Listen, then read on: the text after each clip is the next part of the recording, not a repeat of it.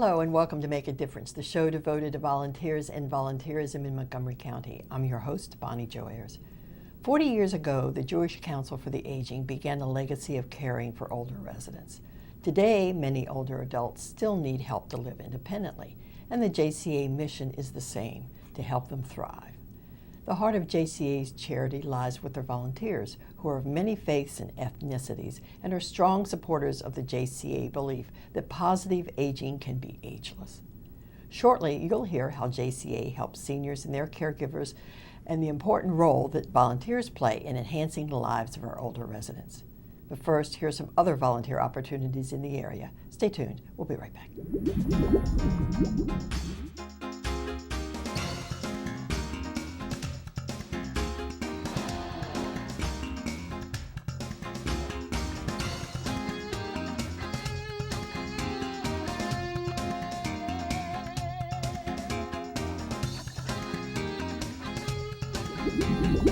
Welcome back to Make a Difference. I'm your host, Bonnie Jo Ayers. Our guests are Ellen Greenberg, Director of the Center for Information and Education at the Jewish Center for the Aging, and longtime volunteer Joan DiCostanzo. Ellen, Joan, welcome to Make a Difference. Thank you for having us. Ellen, let's start with you. I'm sure people who've lived here a long time know all about JCA, but could you just briefly tell us what its mission is and how it created all this helpful programs and services that we're so proud of. Yes. Well, the award-winning programs and services that we have grew out of the mission to help older people remain independent and dignified, have a life of dignity for as long as possible. And our programs evolved out of this. They're award-winning. We have programs in employment.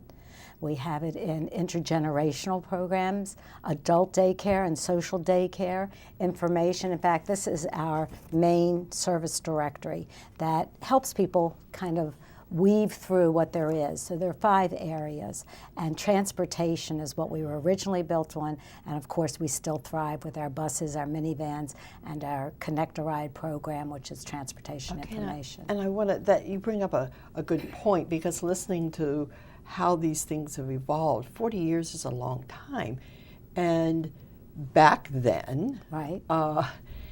You mentioned transportation was a big issue, but all those other things you mentioned, and I know some of the programs you have, like tech programs with computers, and right. You've evolved with the times. Yes. And how does that happen? You must have some very visionary, common sense people there. People who think outside of the box.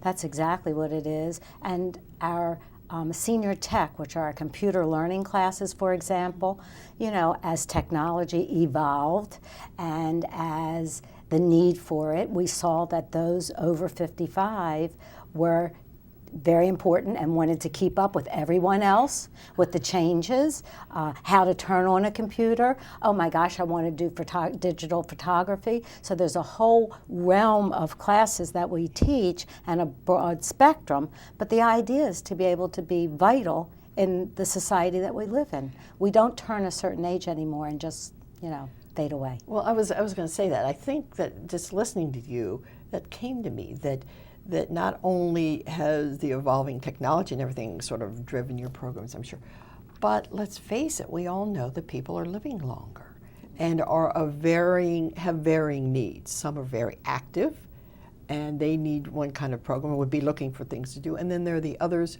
who have caregivers and so forth. So it sounds Correct. Like your programs cover all levels of need. Absolutely, of health needs, vitality. Some people can be very vital in their home but not able to access transportation and get out.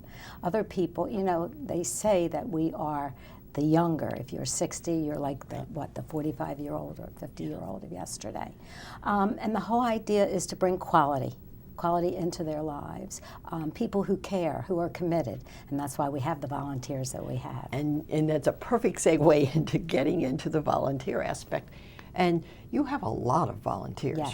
from what I've read. Yes. But I'm sure with all these programs you can always use more. Yes. How many roughly, can you give me a figure about how many people? How many volunteers we Yes. presently have?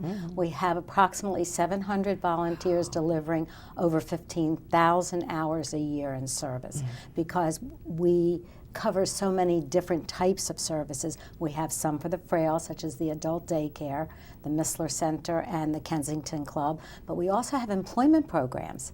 And employment today, you know, it's a tough job market, especially for those over 50. I run a program called the Career Gateway. I oversee that. And this program, volunteers are crucial to mentoring the participants who, when they graduate, they have someone who supports and cares about them and is a sounding board for them and will actually be there to mentor them through about 6 or 8 months in their job search. Wonderful. And that's important. Well, it basically says you aren't alone in this. We have No. experience and we can help you Right. and make it easier for everybody. Yes. Well, one thing I want to get before we talk to one of those people on the front lines, Joan, who's been at it for a while. How can people get in touch with you? You have a phone number and Yes, the website. I'd be happy to. Okay, the phone number, the basic number to reach us is 301-255-4200. And then And the website is www.accessjca.org. And it's a very nice website. I've Thank you. looked on it, and there. Thank you. You can find out just about everything you need to know. It's We like to hear that it's from well someone done. else. And Joan, as I said, you're one of those frontline people who have found something that you like to do and have become very active as a volunteer. How did you get started? That's an interesting Well, I have story. a great story to tell about getting started. I originally started my second career at JCA, and I was working with Ellen in one of her very basic, wonderful programs called the Senior Helpline. So I was answering the telephone, and as my job, I was also speaking to people on the telephone, which the Senior Helpline is, and talking with them about what their needs were and giving them referrals and how we could help. And then, after 7 or so more years, I retired. But when you retire, you have to do something useful with your life, and I always feel you have to give back to the community. And my community heart was with JCA.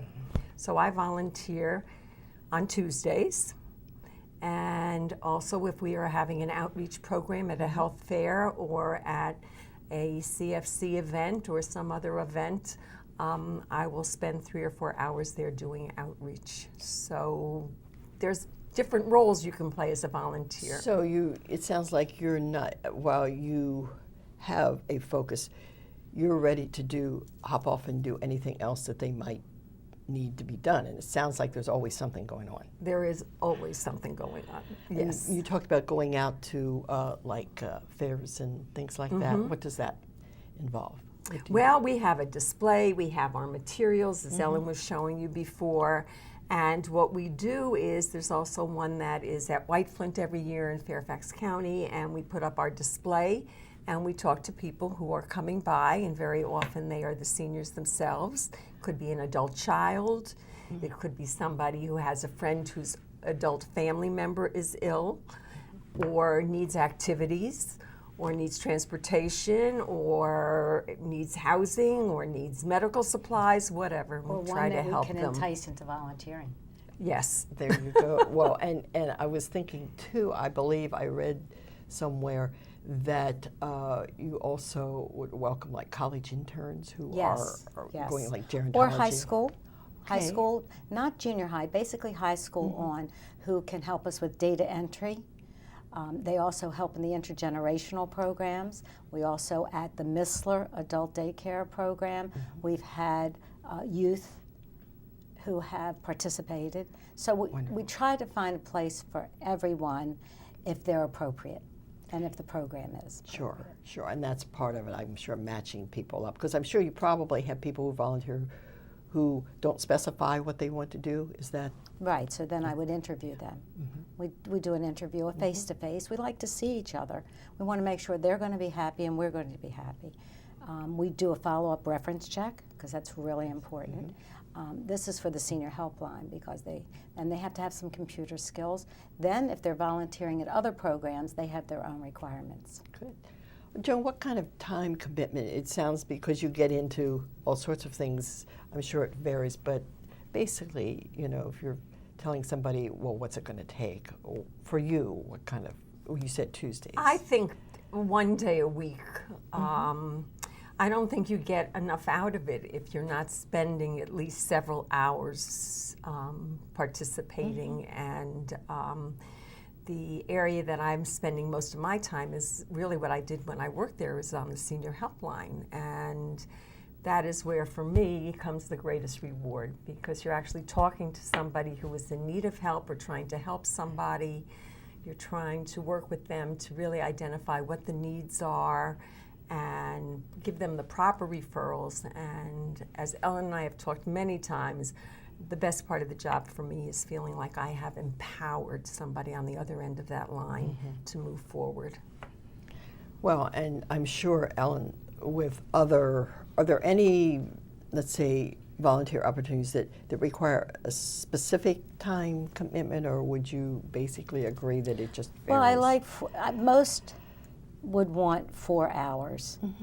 At least once a week, right? We realize that volunteers have their own other activities and things that they're doing, so you know, you can't be too demanding, but you can be respectful in, you know what, we have this time frame and it's really important. Well, and you know what it takes to fulfill the needs do of the that job, program. right.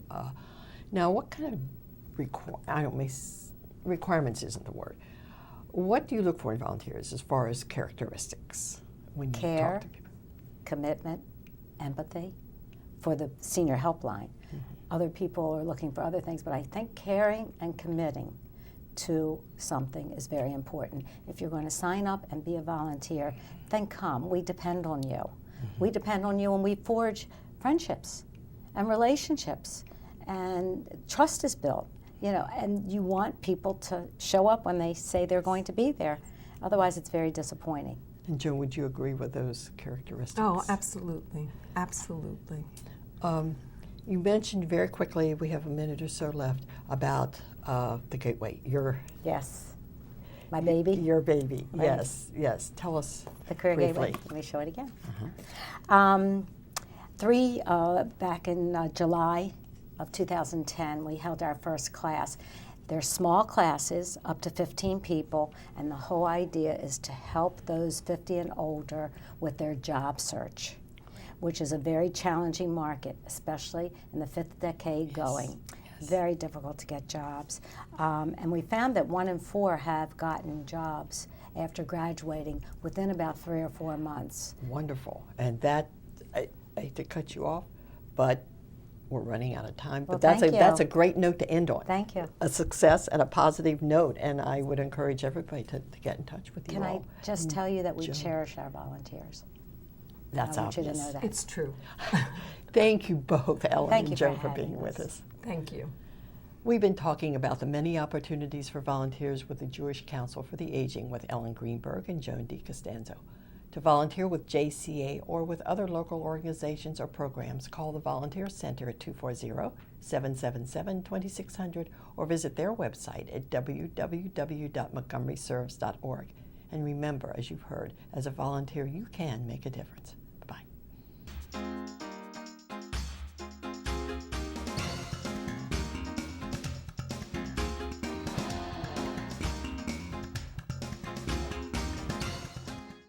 Serving your community is a great feeling. The Montgomery County Volunteer Center can connect you to hundreds of volunteer opportunities available throughout the area. Are you a student, senior, professional, community group, or business looking to serve? Simply visit our website to select what's right for you and get great ideas from past projects with our volunteer toolkits, or share a success story of your own. The Montgomery County Volunteer Center. Make an impact in your community. Where will you serve?